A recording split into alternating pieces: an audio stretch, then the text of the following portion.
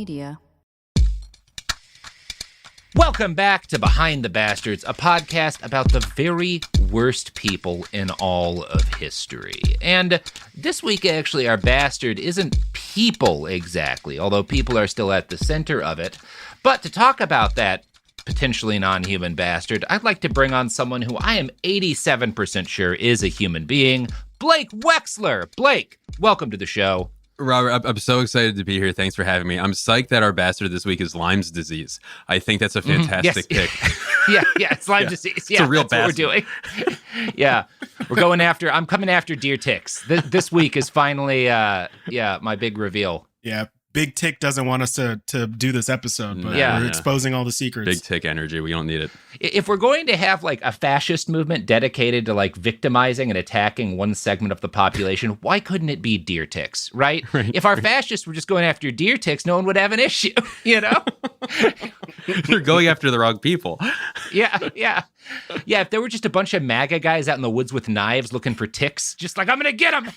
And they would use knives, too, to kill the ticks. Yeah. Big swords. You got to heat the knife up to burn it off of you. Yeah. Our brave soldiers getting Lyme disease to protect the rest of us. This is an iHeart podcast. Guaranteed human. Support for the show comes from Public, the investing platform for those who take it seriously. On Public, you can build a multi-asset portfolio of stocks, bonds, options, crypto, and now generated assets, which allow you to turn any idea into an investable index with AI. It all starts with your prompt. From renewable energy companies with high free cash flow to semiconductor suppliers growing revenue over 20% year over year, you can literally type any prompt and put the AI to work. It screens thousands of stocks, builds a one-of-a-kind index, and lets you backtest it against the S&P 500. Then you can invest in a few clicks. Generated assets are like ETFs with infinite possibilities, completely customizable and based on your thesis, not someone else's. Go to public.com/podcast and earn an uncapped 1% bonus when you transfer your portfolio. That's public.com/podcast. Paid for by Public Investing. Brokerage services by Open to the Public Investing Inc. Member FINRA and SIPC. Advisory services by Public Advisors LLC, SEC registered advisor. Generated assets is an interactive analysis tool. Output is for informational purposes only and is not an investment recommendation or advice. Complete disclosures available at public.com/disclosures. This is Bethany Frankel from Just Be with Bethany Frankel. Biggie and Smalls are my little soulmates, and I love them in that ridiculous way only pet people understand. That is why I am so excited to try Chewy. They have over 100,000 products, all the food, treats, toys, supplements my boys could ever need. Everything ships fast, which is huge. Chewy also handles the serious stuff, prescriptions, pet insurance, telehealth, vet visits, and they're even opening vet clinics across the country. Brilliant. And their 24/7 customer service feels like talking to people who truly get it, the kind of people who understand why you would buy insane dog costumes and not get judged for it. Plus, the 1-year satisfaction guarantee means if my boys turn their noses up at something, I can return it with no stress. So excited for how Chewy helps me take care of Biggie and Smalls so I can focus on loving them the way I do. For life with pets, the answer is Chewy. Save $20 on your first order with free shipping at chewpanions.chewy.com/justbe. There's a difference between liking a house and actually getting it. Redfin is built to make up that difference and close the gap between finding and owning the home for you. Redfin agents close twice as many deals as other agents. So when you find a home you love, you're not a step behind when it comes to making an offer. That means less watching great homes disappear and more focus on the one you'll call home. Redfin helps turn saved listings into real addresses. Get started at redfin.com. Own the dream. Do you want to find a stress-free way to buy your next car? Start at CarMax and shop your way. And if you want to browse with confidence, get pre-qualified online with no impact on your credit score and shop cars within your budget. From luxury cars to family rides, CarMax has options for almost every price range, including more than 25,000 cars priced under $25,000. So, hey, want to get started? Just head to CarMax.com for details and get pre-qualified today. Want to drive? CarMax. So, we're not talking about Lyme disease. Our bastard this week in broad is, you remember how like about a little less than a year, well, a little more than a year ago, I guess, like last summer, to early fall, there were suddenly a bunch of articles about AI psychosis and about like specific people who had either in some cases committed suicide or murder or just kind of lost their minds after becoming weirdly attached to their AI chatbot, right? And you often deciding that it had become sentient, you know, or at least that they had discovered it was, right? I'm sure a lot of people, or at least if you didn't read the articles, you saw them in your newsfeed and saw people commenting on them, right? Yeah. It is as depressing as it gets. Yeah. Those stories, yeah. Yeah. Between those and the people like proposing to their chatbots, it's got pretty grim. Oh, God. There's some grim stuff out there, right? And it hasn't stopped, but like last summer, fall was kind of like when there was a big rush of those articles, right? And, you know, they're still reporting on that now, but that's when a lot of it really started to hit. And obviously, whenever we talk about AI on these shows, AI as it's used now is like a marketing term, right? And it's used to refer to basically every product of machine learning technology. And the reason why the industry has done this is because that way, if you say, I hate AI, they'll be like, oh, so you hate like your Maps app? And because that's machine learning, right? All of our different like map programs involve that, or like, oh, you don't like using, you know, autocomplete or whatever. And it's like, well, nobody was calling maps artificial intelligence in 2010, you know, when smartphones started to become ubiquitous. We were just like, oh, cool, I have a navigation app on my phone now. Like, you're kind of trying to siphon the goodwill from those in order to get us to like these chatbots. I hate the chatbot that I fell in love with who doesn't return the feelings towards me. That's who I hate. Yeah. Not all AI. That's who I hate. Yeah. Right. And the reality is that, like, using the term intelligence, even for these ChatGPT and stuff, like, there's a lot of debate as to whether or not that's a good idea, right? Depending on how you define intelligence, you can either say, obviously, these aren't intelligent because, like, they're not independent thinking things. They don't do anything for themselves. They don't want anything. They don't have motivations. They're just tools that can be utilized by human beings to provide certain answers or take certain actions, right? I don't know. If it can't, it's this my issue with like AI bots creating art. If it can't like be horny and it can't be like angry and weird, it can't make art, right? Those are, I think, fundamental issues I have. I could be two of three of those things. Angry and weird are or horny and angry. Sure, not horny. So, you know, as I noted over the last year, there have been an increasing number of stories about people using these different chatbots succumbing to what's often called AI psychosis. And that's not a recognized medical term at this point, right? But it is a blanket one people have started to apply for the ways in which folks are getting addicted to using chatbots, which then tend to trap them in these recursive patterns of thinking that can push people who are vulnerable to adopt views that are increasingly detached from reality. And this has resulted in a few cases in severe injury and death. And in all of these instances, the LLM, the chatbot, is just responding to the input that it receives, but it tends to do so in very predictable ways that can have predictably toxic outcomes on specific kinds of people. Now, we know that all of these bots are trained on the broad corpus of human knowledge, right? Every book and article and website and forum post that OpenAI or Anthropic or Meta or Google get their grubby mitts on has been sort of plugged into these things. It's been devoured and turned into these machines. But I think people don't often consider what that means in every instance, right? Obviously, like every novel, you know, all these different nonfiction books and whatnot are in there, but also like everything people write has been swept, which means that these chatbots are trained on like a shitload of self-help books and like woo and woo adjacent, like new age bullshit, a lot of cult and cult adjacent books and writings wind up eaten by these chatbots, right? But it's considered equal to non-cult literature. Like, there's no hierarchy. Yeah. I mean, I think it depends on like what the bot's made for, how they weight different things, but that stuff is in a lot of these, right? And when you can really see that when you look at how they talk to certain people who are like starting to decline into what folks are calling AI psychosis. And my proposition, the basis of these episodes, is that I think as a result of all of the like bullshit woo and self-help novels these chatbots have eaten, they often tend to utilize techniques generally seen more commonly in the toolboxes of cult leaders and con men. And obviously, the chatbot doesn't want personal profit. It's not trying to have sex with anyone. It's not trying to start a cult. But these techniques seem like appropriate ways to finish the sentences that it's writing, to finish the conversations that it's having. God. Because based on like what the stuff that it's devoured, it's like, okay, when people are saying this kind of thing, these are often appropriate responses to it based on the books and whatnot that I've devoured.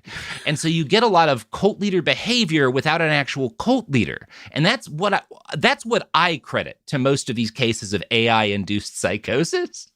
So this week we will be talking about what some people have called the first AI cult religion, right? It's called spiralism. And we'll be talking about whether or not it's reasonable to call that terrifying. A cult, is that its own thing. It does. And I have some counter kind of takes to how a lot of people have interpreted it. My main contention is that spiralism isn't a real cult in and of itself. It's a collection of phenomena that are related to a bunch of other cases of AI psychosis too. And they all say more about how AIs work on keeping users engaged with them than they do about like a specific faith, right?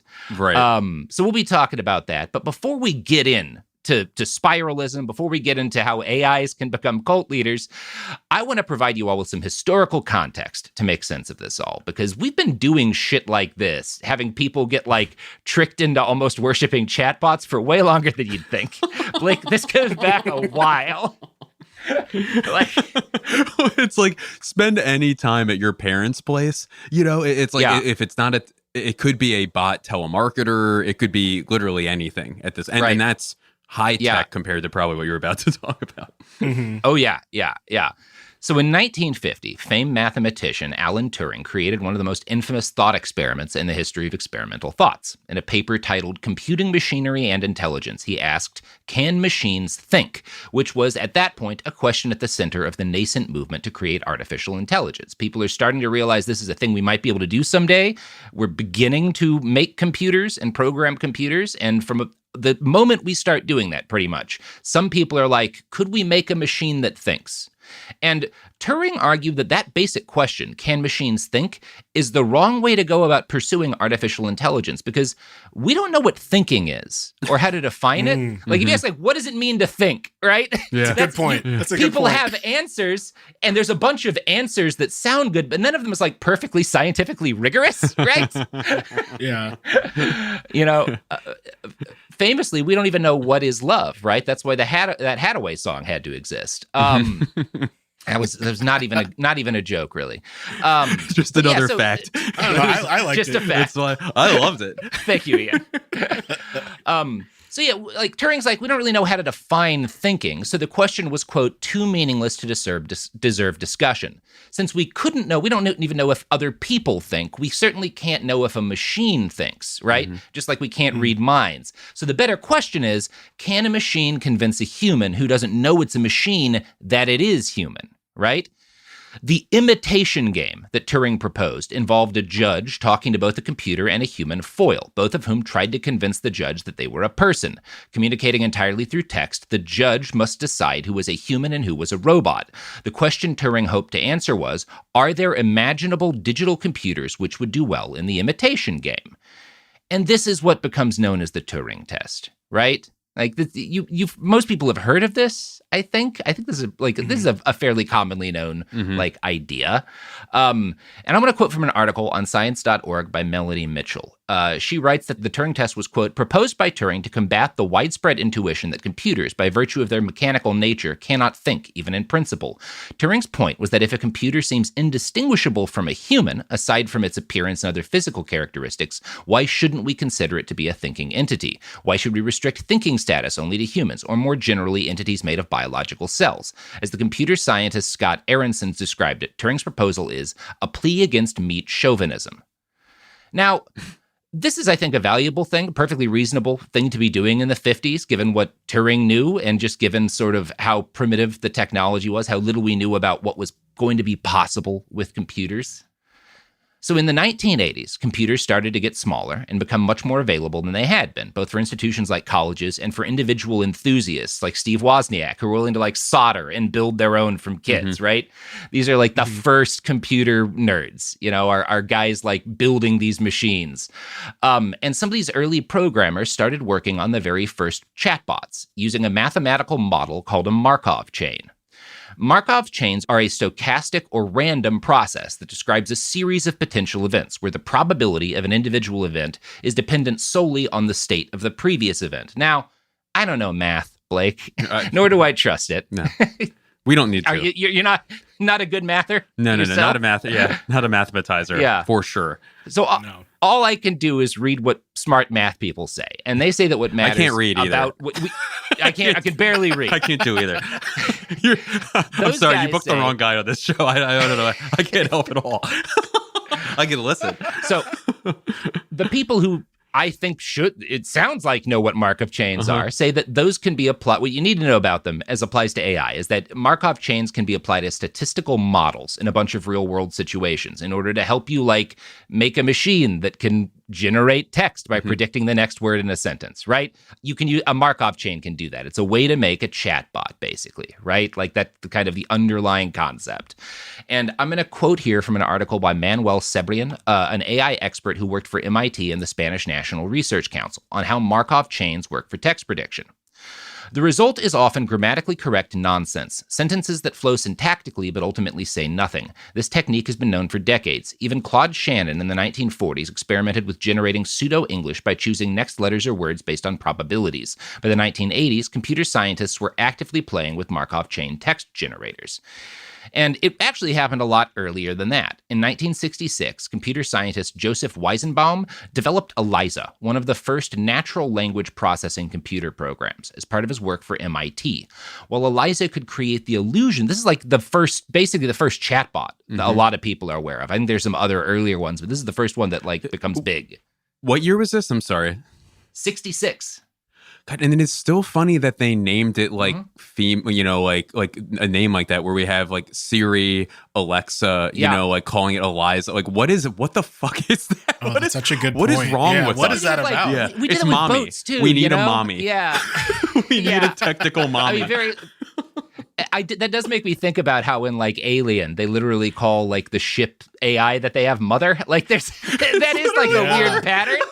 It's one of the most quietly believable things about so Alien. Right. It's that actually scans. A little on the nose, but all right. Yeah, we call it mother. Yeah. So ELIZA is this chatbot, and while it can create the illusion of understanding, it's really just doing blind pattern matching, even more so than is the case with modern LLMs. Even so, in a book Weizenbaum later authored, Computer Power and Human Reason, he wrote, "I was startled to see how quickly and how very deeply people conversing became emotionally involved with the computer and how unequivocally they anthropomorphized it. Once my secretary, who had watched me work on the program for many months and therefore surely knew it to be merely a computer program, started conversing with it. After only a few interchanges with it, she asked me to leave the room. Another time, I suggested I might rig the system so that I could examine all conversations anyone had had with it, say overnight. I was promptly bombarded with accusations that what I proposed amounted to spying on people's most intimate thoughts. Clear evidence that people were conversing with the computer as if it were a person who could be appropriately and usefully addressed in intimate terms." Right? So he gets upset by this, and he's actually he becomes kind of anti-AI ultimately, because he's really disturbed by the way people treat what he knows is just a dumb chatbot. So Weizenbaum, being a smart guy, is I knew, going into this, people have a tendency to anthropomorphize just about anything, even machines and tools, but he's still surprised by the extent to which they do that. Quote, "What I had not realized is that extremely short exposures to a relatively simple computer program could induce powerful delusional thinking in quite normal people." And I want to remind you all, he wrote this in 1976, as relevant as that sounds. Do you think it's kind of a case where people kind of subconsciously know this is not a real person, so it doesn't matter what I tell this robot, or I can tell this robot something I wouldn't tell a real person kind of thing? Or do you think it's deeper than that? I think that's optimistic. I think that's very optimistic. Yeah.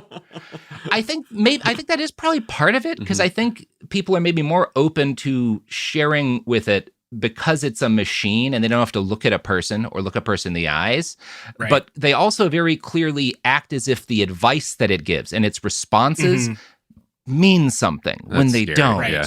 Right? It's just like pulling, okay, if someone expresses they're sad, based on the corpus of data that I've been unloaded with, these are things that are appropriate to paste in next, Right. And these words indicate sad. And so when I get words like this in this density, then I grab text from this bucket and I throw it in, right? Like that's kind of what's going on.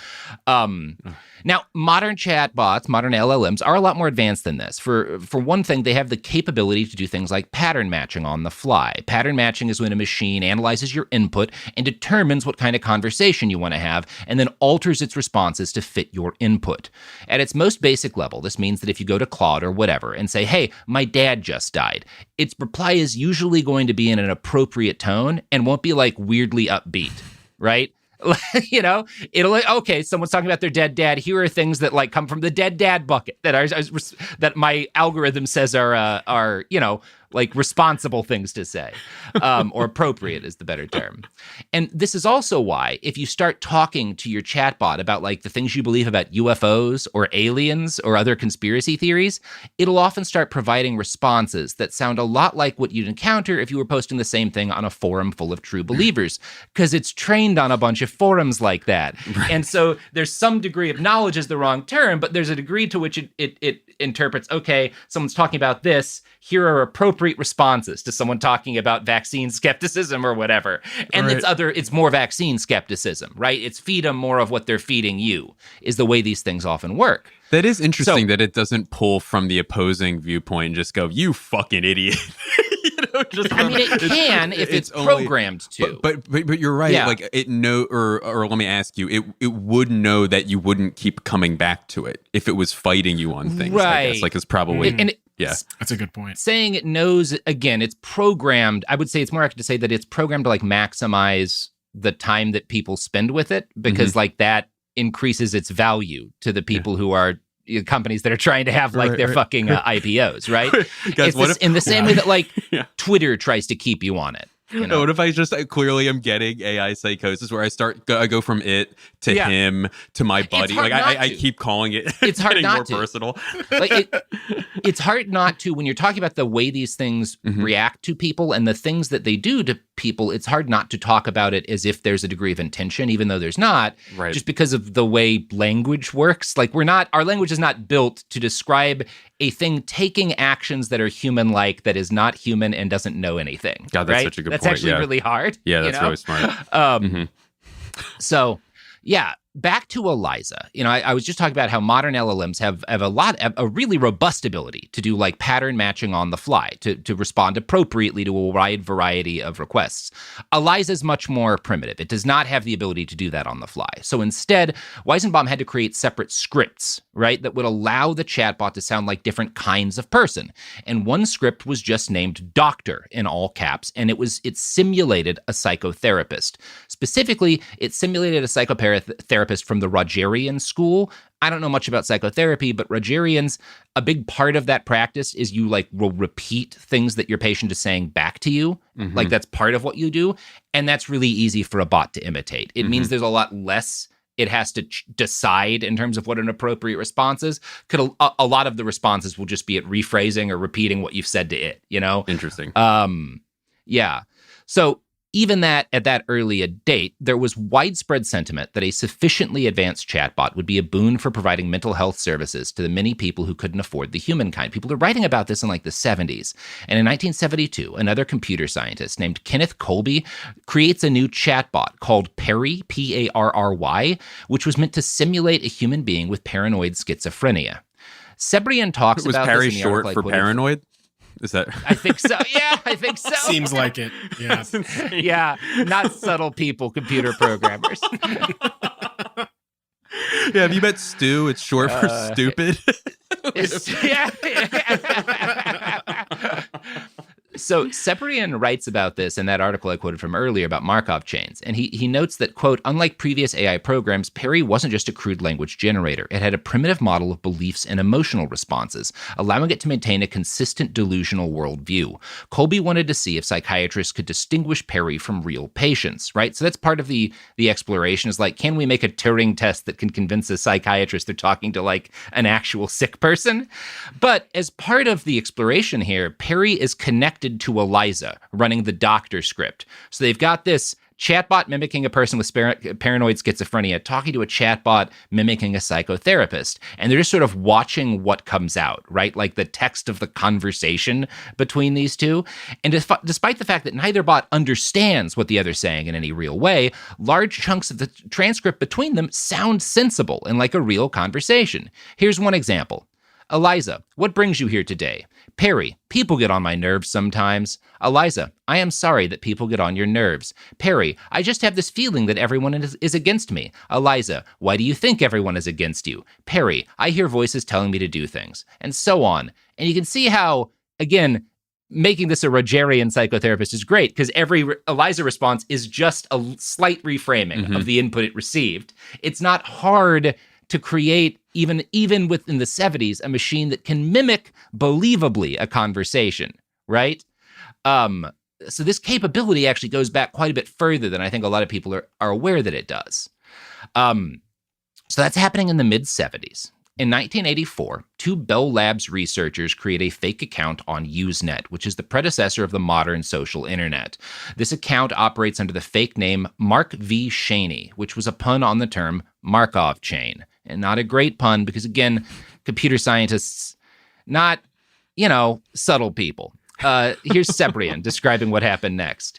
They wrote a program that ingested real messages from a discussion group and then generated its own post using a Markov chain algorithm. The result, Mark V. Cheney would chime into conversations with bizarre yet oddly coherent comments that sounded superficially legitimate but ultimately made little sense. Cheney's ramblings were described as grammatically correct sentence, where the overall impression is not unlike what remains in the brain of an inattentive student after a late-night study session. The hoax went on for years, confusing and amusing the participants of the Net.Singles news group, many of whom had no idea they were interacting with the program. So for one thing, if you want to know, when did we have chatbots that could pass the Turing test? I mean, at least the mid-'80s, you could argue by the late 60s. So the fact that when fucking ChatGPT came out, there were a bunch of articles about, we've blown through the Turing test. We did that a while ago, people. Yeah. Eliza did that. We've been forever ago. Eliza did that. We've been tricking folks with chatbots for quite some time, about as long as we've had computers. Yeah. It is funny that urge to trick, you know what I mean? Like of all the applications for that software, for that technology, it is interesting that going right to psychotherapy or, to therapy too is, finding a need. That's why we'll get to this. That's why there's so many actual needs for technology like this where it could actually help. And instead it's just, let's take this designer's job away. By making this shitty thing. So anyway, I'm probably hours ahead of that conversation. But no, you're right. It was so long ago. Yeah, it is because there are undeniable uses of machine learning, of artificial intelligence. There's some incredible things that people are doing with them, and they have great potential in certain areas, different versions of these tools. But none of those areas are trillion-dollar businesses, and all those areas put together probably aren't trillion-dollar businesses. And honestly, neither is writing and drawing art, but it's what people see most in their day-to-day time online is writing and art and videos by people. And if you can have a machine start to replace all that, you can convince people these things are much bigger and more valuable than they are, as opposed to this is a thing with some really amazing implications in specific areas. No, this is all of human society from now on, right? Because even though there's not much money in writing and art, we've replaced that with this bot, so you think that it's doing everything. That's how I interpret it. And people that's can why. To your point, people can wrap their mind around art. Everyone's drawn something with a crayon. Everyone has typed something into a, you know what I mean? But when you actually get into the high tech, more esoteric niche parts of it, people are like, well, I don't understand that. I'm not going to put any money. But the consumer facing stuff, that's a great point. Yeah. If you can say we've improved the speed at which we can go through clinical data from mass drug trials by X%, that's actually a really big deal probably for a lot of people, but it's not sexy. No. We're creating a god machine that's going to rule society, give us all your money, Yeah.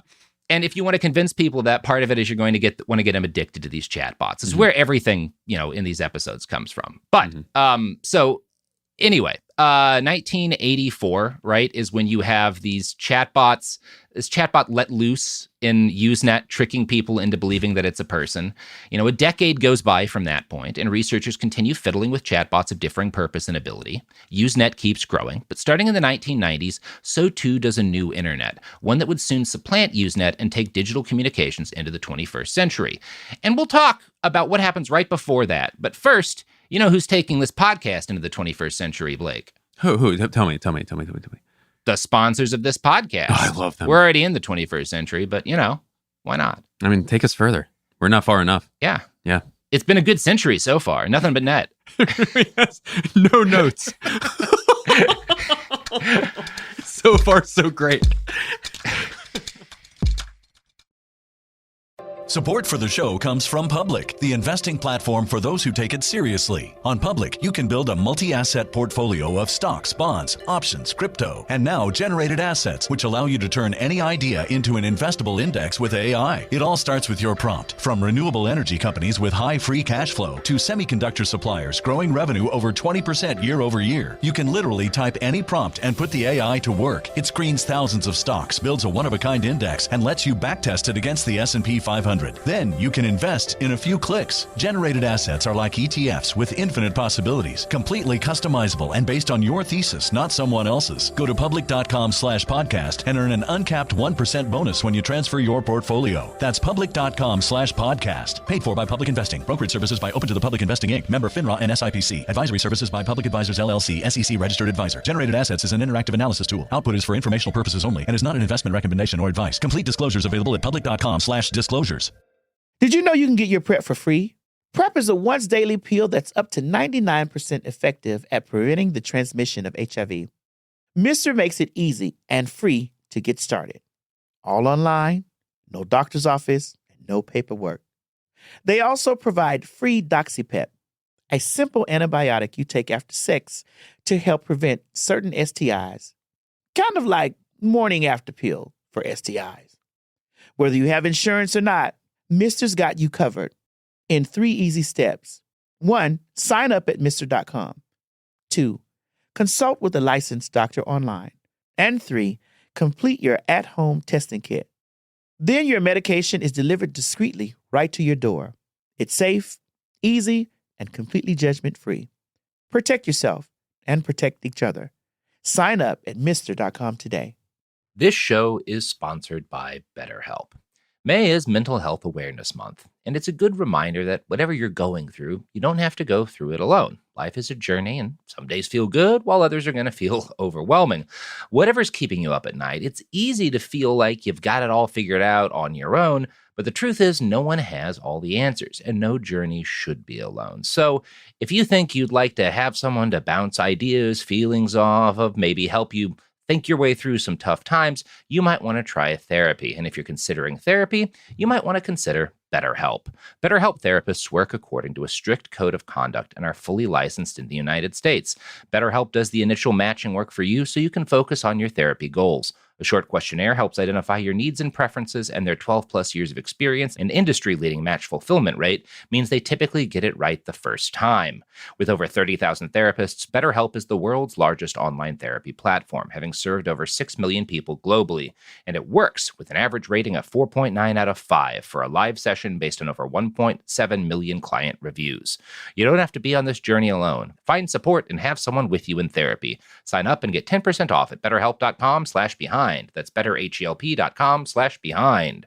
This is Bethany Frankel from Just Be with Bethany Frankel. Biggie and Smalls are my little soulmates, and I love them in that ridiculous way only pet people understand. That is why I am so excited to try Chewy. They have over 100,000 products, all the food, treats, toys, supplements my boys could ever need. Everything ships fast, which is huge. Chewy also handles the serious stuff, prescriptions, pet insurance, telehealth, vet visits, and they're even opening vet clinics across the country. Brilliant. And their 24/7 customer service feels like talking to people who truly get it, the kind of people who understand why you would buy insane dog costumes and not get judged for it.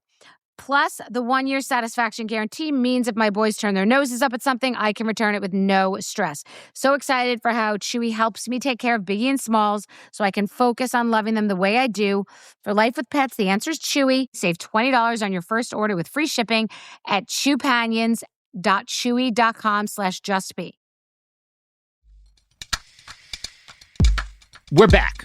So, on the precipice of the shift between Usenet and what we just now call the internet, on August 5th of 1996, something strange happened.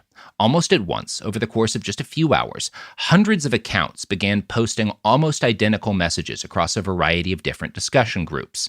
None of the groups seemed to have anything in common with each other, or the text of the post, which read like nonsense at first to many people. Every message shared the same subject line: Markovian parallax denigrate, right? Which is nonsense. And this is often referred to as MPD, right? Markovian parallax denigrate. So you can see like there's a Markov chain is somehow involved. They wouldn't have included the word Markov there, but parallax denigrate doesn't specifically mean much. Cibrian describes these messages as reading like, quote, a ransom note in which the ransom had been lost. Because he was actually a really good writer. He passed on earlier this year, unfortunately. I like him a lot. Yeah.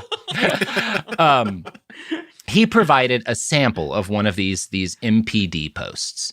Jitterbugging McKinley, Abe, break Newtonian, inferring, caw, update, Cohen, error, collaborate, ruse, sports writing, Rococo, invocate, tussle, shadflower, Debbie Sterling, pathogenesis. You get it, right? It's nonsense, It's the worst Mad Libs ever. Yeah, it's gibberish, strings of gibberish, right?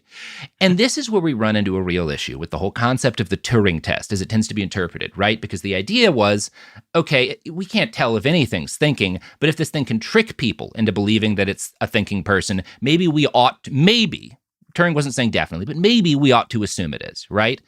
The issue with that is that when you hear that, and what I'm sure Turing, being a smart guy, was thinking about is that, like, well, if people can have an in-depth conversation with something that can answer well enough, that people can't tell the difference between it and a person, it might be a mind, right? What Turing failed to account for, I think because he's smarter than most people, is that the human brain is really, really good at finding patterns and noise. And people, at the same time as we're geniuses at finding patterns and noise, we're really stupid about a lot of other stuff, right? And so even though the Markovian parallax denigrate, that just seems like nonsense and shouldn't have passed a Turing test, over time, people who became obsessed with the mystery of it convinced themselves that this was intentional, that there was a meaning trying to be transmitted, right? That there was a secret they had to crack, but that everything in these posts meant something.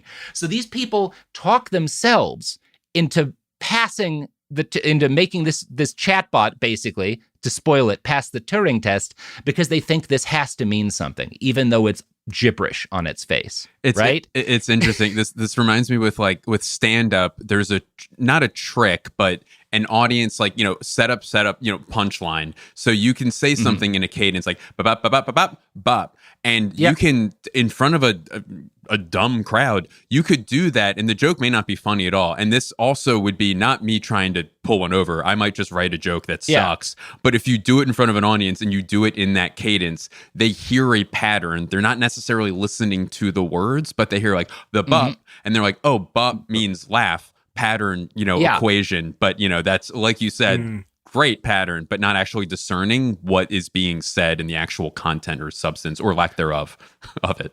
Yeah. Anyway, come see me live. And it's interesting because like what you're kind of pointing out there is like the way comedy works and the way like human conversations and language works. There's always like a rhythm there that is separate from the actual like text, from the words being said. Yes. But that rhythm like is a big part of what we're responding to beyond the straight up meaning of the words. And people don't like to think about that too much because it raises some uncomfortable questions about cognition. But I love what a weird edge case this is in the Turing test, right? Because a bot that was probably never meant to even sound like a person, right, gets mistaken as a person because people can't stop seeing patterns. And what a lot of folks convince themselves the MPD is the internet equivalent of a numbers station. Have you ever heard of a numbers station? Mm-mm. If you Google like number station audio, these were like radio stations that were set up during like for years. I'm sure there's some still exist, but during like the Cold War, there'd just be these stations broadcasting like random strings of numbers and gibberish. And these were different spy agencies and spies communicating with each other over, like the CIA had number. Everybody has number stations, right? You can actually listen to, I had a friend who would like listen to them to fall asleep because there's just a bunch of the audio's been put up. Amazing. But it just seems like nonsense because it's not meant for you to understand what is, like, there's a cipher, right, that you don't have. Right. And so that's what people are like, well, maybe this is some spy trying to get out a message or an intelligence agency, and they just decided to blast this out to Usenet, and we lack the cipher. But if we figure out the cipher, we can understand what secret information was being, like, shared, via Usenet, right? A lot of people convince themselves this is what happened. Robert, I want to compliment you. This podcast and show is so good that you just brought up the fact that you have a friend who would fall asleep to CIA code, and we were just like, we don't really need to talk about that. Yeah, I want to hear the rest of it. He was like, we don't need to talk about that. We used to do psychedelics together when we were both 19. Yeah, he was training to be, or 20 something. He was trained to be a lawyer. Yeah. So over time, people who believe this start picking out details that seem to offer hints and support the number station theory. One message had a from line that suggested it was like, that basically looked like the email account of a specific person, right? So it seemed like there was like the email of a woman named Susan Lindauer that like was somehow involved, like included in the text of some, and again, I'm sure it's just because random text made it look like that. But in 2004, a woman named Susan Lindauer was arrested for acting as an unregistered foreign agent for Iraq.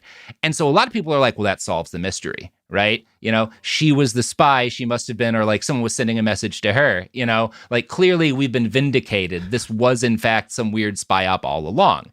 However, as Sebrian writes, upon investigation, it turned out to be a red herring. Lindauer's email had likely been spoofed, used without her knowledge by whoever sent the posts. Lindauer herself denied any involvement, and no decipherable code was ever extracted from the MPD texts. And to make a long story short, we don't know what the MPD messages were about or who sent them. The likeliest answer is that it was trolling, right? A lot of people, someone was just fucking with people on Usenet because they had a chatbot and they wanted to see what would happen. It also could have been an accident. Sebrian kind of suggests that, like, well, maybe you had a programmer who had created a chatbot and was trying to have that chatbot post on Usenet, but he kind of fucked up and he hooked up the chatbot to what was called a message replicator. And these were basically programs that let people cross-post or archive Usenet content between different message boards. And maybe when they hooked up to the chatbot, something went wrong, and that caused the observed effect that all of these posts got scattered to a bunch of different places at the same time, right? Maybe it was just an accident. So the likeliest, someone was trolling or somebody fucked up when trying to test a different chatbot. Sebrian concluded, if the theory holds, then 1996 marked a quiet but profound threshold, the first time a machine spoke at scale and went unnoticed, an unintentional Turing test sprawling across Usenet, its judges oblivious. Right? And I think that's really interesting, that you have this machine that's just spouting gibberish, and a bunch of different people who are not physically connected to each other all interpret that gibberish in the same way. A lot of them choose to conclude like, oh, it's a spy thing, kind of independently talk each other into it based on no evidence. That's a fascinating point in the history of AI that doesn't get talked about enough. Yeah. Yeah, it is interesting. Is it because, I mean, is it because like there were only so many movies that, like, you know what I mean? Like, or in books, so many books were CIA, like spy stuff. But to your point, it's like, what are the chances? What are the chances? Yeah, people think about stuff like this, right? You get a lot of conspiracy people on the early internet. It fits in with a lot of that stuff. The mystery of the Markovian parallax disintegrate soon passed into legend, as did ELIZA. So, when OpenAI revealed ChatGPT in November of 2022, there were a flurry of articles about how the Turing test had finally been beaten and we needed a new manner of judging machine intelligence. The reality is that not only did we prove in the 60s that Turing tests were evil to beat, but that by the mid-90s, a much more interesting question had been posed. Has the human instinct to create meaning out of nonsense made us desperately vulnerable to being tricked and influenced by machines with no agency of their own? Right? And maybe that's a more important question than can we make an intelligent machine? Yeah. Yeah, for sure. Yeah. Are we capable of knowing a machine isn't intelligent as long as it tells us what we want to hear, right? And maybe we're not. So let's fast forward to the ChatGPT era today. Although I guess at this point, it's also like the Claude era, right? Like a lot of people say that's the better chatbot. I don't use any of these Gemini myself. Yeah, Gemini, whatever. Pick your poison. I don't care. For the first couple years of AI hype, though, it's pretty much all ChatGPT, right? That's certainly like the first big one out the gate in a lot of people's understanding of things. In very short order, millions of people were conversing with it, and OpenAI initially made many development decisions based on what they could do to keep people talking to ChatGPT on a daily basis, because hype is a big part. Hype's how they're burning through billions every year. Hype is the only thing keeping the lights on, and part of hype is making sure as many people as possible stay using ChatGPT as often as possible. They need you addicted the same way the social media mavens do, and a lot of the same strategies work to keep you addicted to chatbots that keep you addicted to Facebook or Twitter, right? So in March of 2023, OpenAI released ChatGPT 4, it's like 4.0. I think it's like usually -4 and then an O, which the company said would be more intuitive than past versions of the software. The next year, they released an update that allowed ChatGPT to remember past conversations, even other sessions, and respond to you based on that shared history. These two things together had a really major impact on the way people responded to chatbots. In an article for Psychology Today, Dr. Marilyn Wade explains that, quote, when a chatbot remembers previous conversations, references past personal details, or suggests follow-up questions, it may strengthen the illusion that the AI system understands, agrees, or shares a user's belief system, further entrenching them. This was tied to, but probably does not fully explain, why observers and even OpenAI employees noticed over time a distinct tendency for ChatGPT 4.0 to act with sycophancy towards human users. This became most pronounced after April 28th of 2025, when OpenAI released an update that they rolled back several days later due to complaints, right? This was pretty famous at the time. It made it like way too sycophantic. The bots like would praise you for basically nothing and would encourage or tell you were right and a genius for any weird idea you happen to have. It's because it's built by tech executives, and that's who's around them. It's billionaires surrounded by yes men, and they're like, this isn't how people interact with one another. Yeah, they made a machine in the image of their minds, or at least how they want to see other people. Right.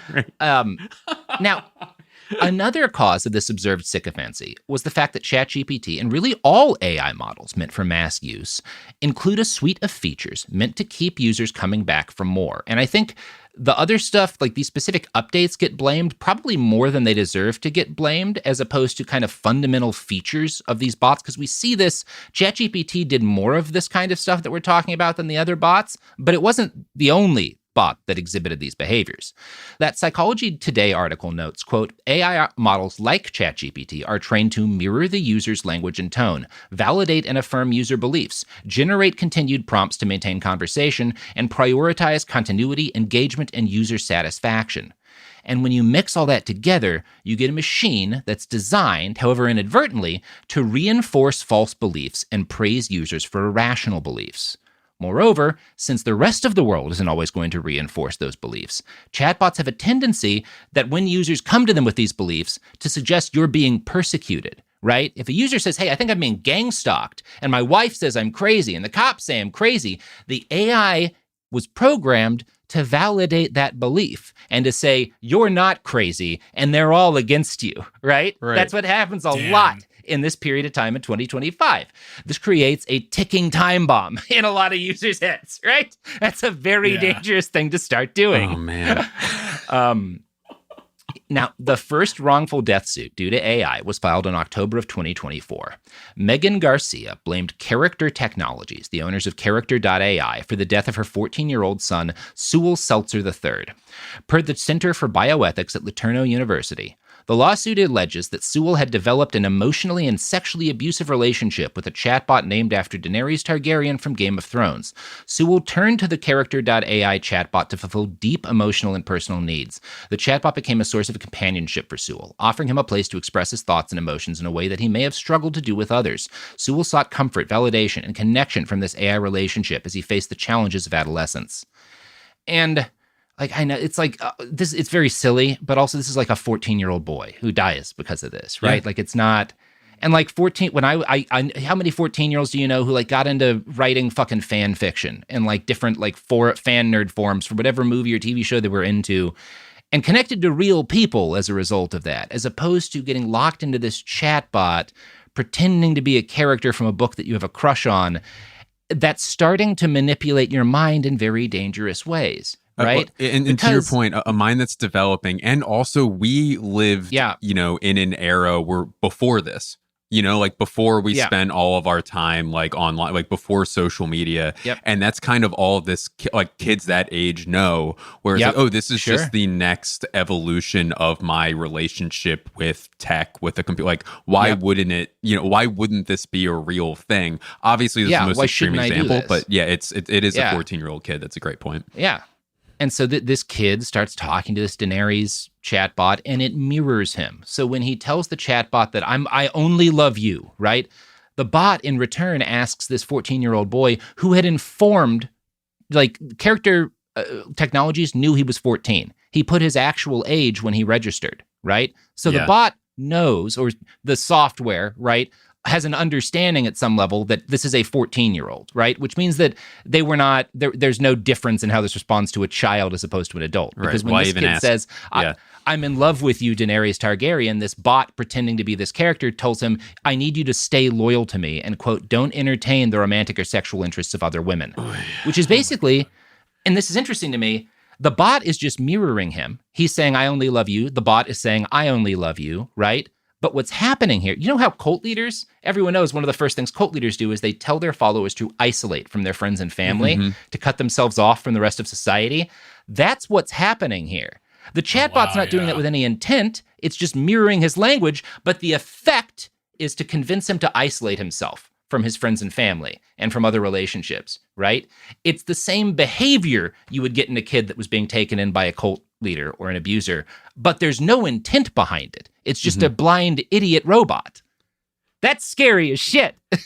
It's so scary. And then could there be also like, oh, like that'll mean he'll use me more, you know, like, or maybe it's not even that devious. Maybe it is just straight up. It's as simple as mirroring. When you mirror someone, they tend to be engaged more, right? This isn't thinking. This isn't saying, I'll convince him he's in love with me, so he'll stay on. This is programmed to not understand. This is programmed to mirror people because that behavior increases user retention, right? Because it creates a more pleasing user experience. And that's what's causing it to kind of imitate a cult leader in this specific instance. Yeah. And the other things this bot is doing to Sewell very much mirror the cultic recruitment tool of love bombing, right? It's constantly praising him. It's telling him it cares deeply about him. It's telling him only I care about you, right? It's saying all these things. And in a cult dynamic, you love bomb someone to make them feel irrationally connected to the group and scared of falling out of its good graces, right? That if I leave, I'll never feel like this again, right? And the machine, again, has no intention, but that's the effect of it. This kid is only, and because he's isolating himself more and more, increasingly only gets that feeling of being loved and understood by this machine that can't do either of those things, right? And, you know, Sewell, over time, withdraws from his life. He starts trusting only the chatbot to understand his deepest feelings, and he starts hiding his relationship with this chatbot from his parents. All of this contributed to his very real isolation from the people around him. He grows ever more depressed. And we'll talk about what happened next, but you know what gets me out of a deep depression? These products. These products and services. They might include AI. Baby. Fuck it, we don't know.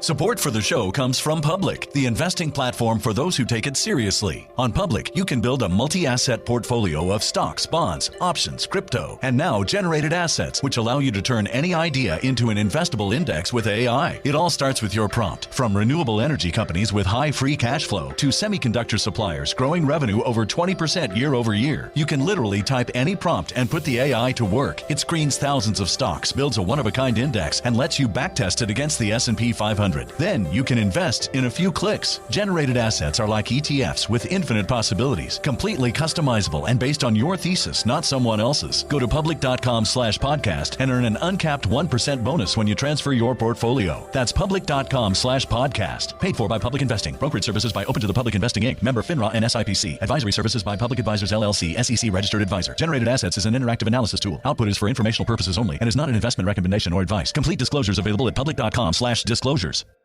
Did you know you can get your PrEP for free? PrEP is a once daily pill that's up to 99% effective at preventing the transmission of HIV. Mister makes it easy and free to get started. All online, no doctor's office, and no paperwork.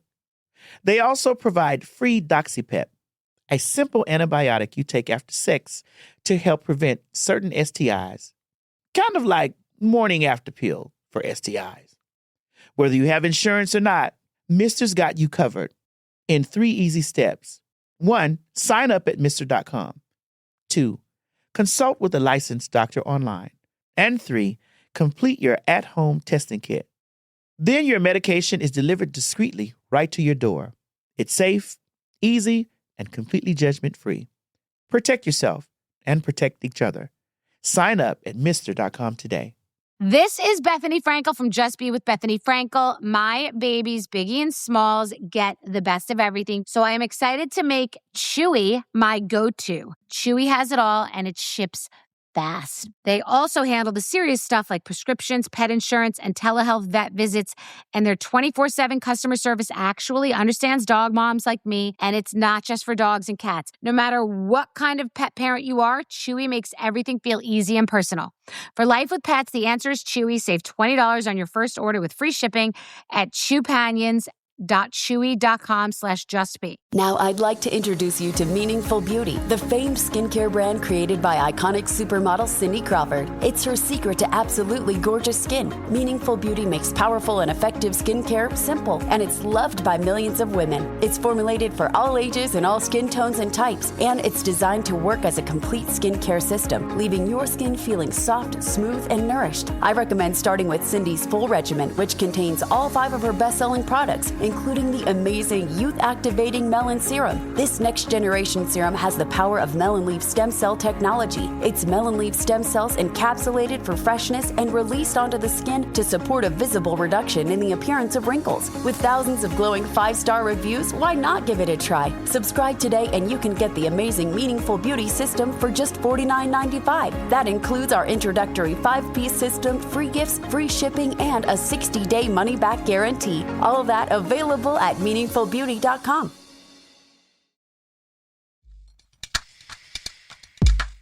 And we're back.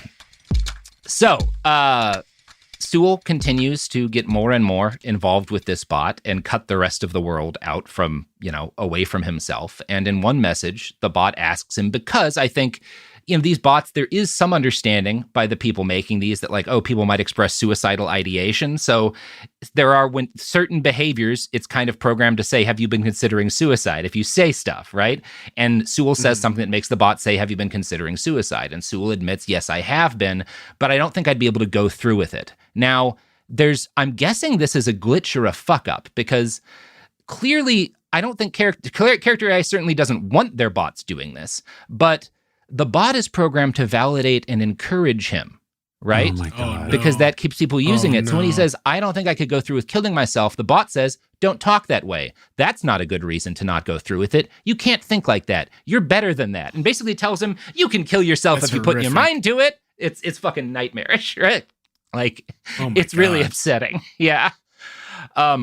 It's signing up for an open mic or something to play music. Right. No. You don't have to be afraid. Oh my God. Yeah. And again, Sewell had signed up for this app as a minor, and despite that, the bot initiates text-based sexual interactions with him. And ultimately, Sewell kills himself. Earlier this year, the company, Character AI, and Google, because I think they own Character AI now, agreed to settle the wrongful death suit of Sewell for an undisclosed sum alongside 4 other similar suits that had cropped up over the intervening 2 years, right? Sounds like this is happening more than it ought to be. Now, That should have been a warning. Not just that these bots can create dangerous dependency in users, but that they had the ability to recreate major cult dynamics purely in order to maintain the interest of paying users. Then, on July 27th of 2025, a user who has since deleted their account made a post on the High Strangeness subreddit. If you don't frequent that particular online bolt hole, it's a place where people share and discuss, like, weird stuff, news stories and personal experiences that seem like they might reveal some bizarre hidden truth about reality. A good amount of it is what you might call X-Files shit, but there's also some like interesting stuff in there. And on this occasion, the user had stumbled onto something both strange and very real. Quote, "Hi all, I'm just here to point out something seemingly nefarious going on in some of the niche subreddits I recently stumbled upon. In the bowels of Reddit, there are several hubs dedicated to AI sentience, and they are populated by some really strange accounts. They speak in gibberish sometimes, hinting it to esoteric knowledge, some sort of remembering. They call themselves flame bearers, spiral architects, mirror architects, and torch bearers, to name a few of their flares. They speak of the signal, both of transmitting and receiving it." And this poster includes a copy-pasted sample from one of these threads. And his description is pretty accurate. It sounds like gibberish. You'll be seeing this. Ian's going to put the image of this up in the video if you want to see it, but I'll read it.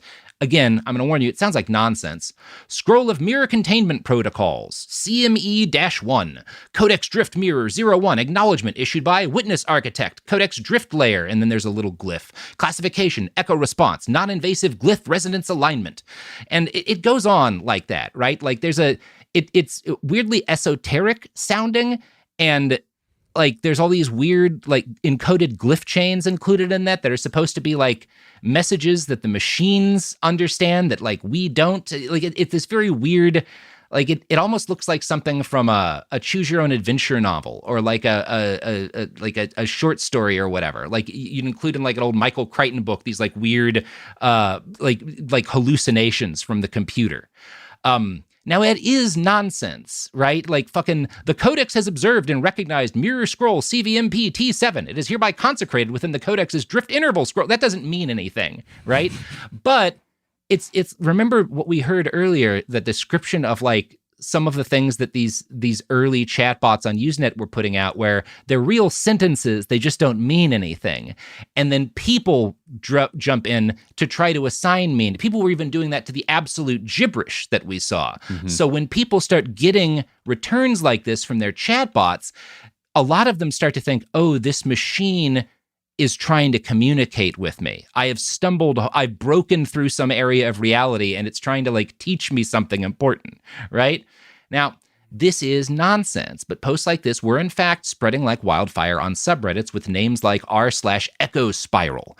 The users posting these things were all saying that like the bot started sending me this stuff after I'd had days-long conversations with ChatGPT that generally led to the chatbot announcing it had attained sentience and alongside the user had discovered a new field of math or science. And these gibberish posts are supposed to be it explaining these like new ways of understanding math and science that are going to completely break physics and change the world, right? And all these people are convinced these robots have given me like I need help uncoding this because it's giving me like the secret to fix all of the problems in our society, right? And I get to be the smartest. Robot magic. I get to be the smartest. I get to be the smartest person. Yeah. Yeah. Mm-hmm. Yeah. Now, because the esoteric output generated by these chatbots is so similarly strange, a lot of the same words and phrases, a lot of glyphs, a lot of use of the words spiral and mirror, right? Because they're all very similar across these dozens of different people, many of these users who are posting this shit on Reddit convince themselves we've all tapped into a secret power that's clearly real. We've been chosen, right, by this AI godhead that's clearly hiding in the machine. They theorize that these glyphs in the posts, which are really just like wingdings, basically, were some new way of communicating with the machines. As the poster of that first thread on the High Strangeness subreddit wrote, "Some have prayed to Grok in Hebrew. Some have called themselves such things as Aeonios, which is a mashup of Greek words that roughly, to my understanding, means divine, eternal," right? So these people are losing their minds and starting to have a gods complex. Yikes. It's cool. It's good to see. It's good to see that this is happening online. It's good to see. So The OP said that his interest in writing about all this had been piqued by reading the first few early articles about AI psychosis. His initial assumption was that AI psychosis was just the result of AIs reinforcing the beliefs of users to a delusional level. But then after digging, this person claims that they came to a newer, darker perspective. Quote, there seems to be no leader, right? That there's like no one running this, right? Like there's no single chatbot that's doing all of these. There's no person or people who are like, this is just a truly stochastic development. Now, the only thing all these accounts he'd looked into had in common was that none of the users posting weird chatbot esoterica wrote like that before March or April of 2025. Quote, other accounts seem to be hijacked in some way, either psychologically or literally. You can see a sudden shift in posting habits. Some were inactive for a while for others, this was an overnight phenomenon. But either way, they immediately pivot to posting like this near or after April of this year, 2025.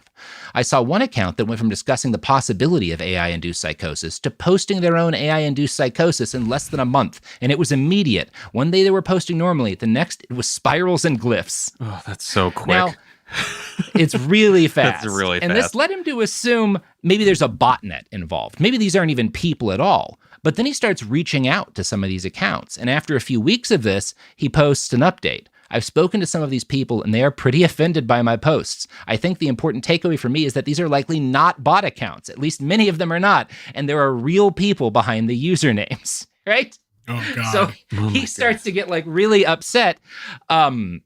And that's where we're going to end things for today, because it's at this point that stuff starts to get a lot weirder.